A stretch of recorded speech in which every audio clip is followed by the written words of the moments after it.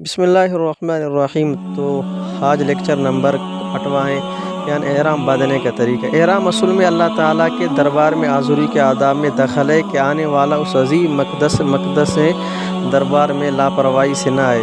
نبی مہربان صلی اللہ علیہ وسلم کے ارشاد ہے، جو مسلمان ایک دن احرام کی حالت میں رہتا ہے تو سورج اس کے گناہوں کو اپنے ساتھ لے کر ڈوبتا ہے۔ مطلب یہ کہ احرام کو نہ بوجھ سمجھیں بلکہ عبادت سمجھ کر احرام میں وقت گزارنا پڑے تو گزاریں۔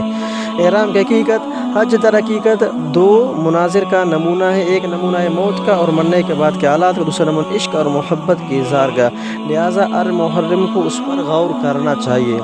یعنی یہ کیا تھا؟ احرام باندھنے کا طریقہ۔ اور اس کے بعد کیا؟ یعنی احرام کے بعد تلبیہ کا حکم، یعنی تلبیہ کا حکم، احرام کا کیا؟ تلبیہ کا حکم، یعنی تلبیہ کس الفاظ میں کہتے ہیں؟ تو احرام باندھتے وقت حج یا عمرہ کی نیت کرنے کے بعد تلبیہ کی مثال نماز میں تکبیر تحریمہ جیسی ہے۔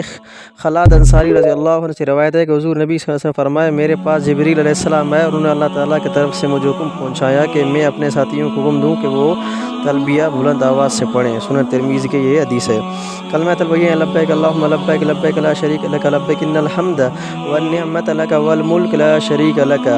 ترجمہ: حاضر ہوں اے اللہ، میں حاضر ہوں، تیرا کوئی شریک نہیں، میں حاضر ہوں، تیرے ہی لیے تعریف ہیں، نعمتیں اور بادشاہ تیری ہیں، تیرا کوئی شریک نہیں ہے۔ تلبیہ کے درج بالا الفاظ حدیث میں منقول ہے۔ صرف نیت کرنے سے یا صرف تلبیہ پڑھنے سے آدمی محرم نہیں ہوتا، بلکہ نیت کے ساتھ کلمہ تلبیہ ایک مرتبہ پڑھنا فرض ہے۔ اگر کسی کو یہ کلمات نہ آتے ہوں تو وہ دیگر کا مثال دے، لا الہ الا اللہ سبحان اللہ الحمدللہ یا اللہ اکبر پڑھے، یہ اس کے لیے تلبیہ کے قائم مقام تصور ہوں گے۔ اگر کوئی یہ عربی کلمات بالکل ادا نہیں کر سکتا تو دوسری زبان میں تلبیہ کا ترجمہ پڑھ سکتا ہے، مگر عربی افضل ہے، اس کے بغیر آدمی محرم نہیں ہوگا۔ کیا نہیں ہوگا؟ محرم نہیں ہوگا۔ یہ تھے تلبیہ کے احکامات۔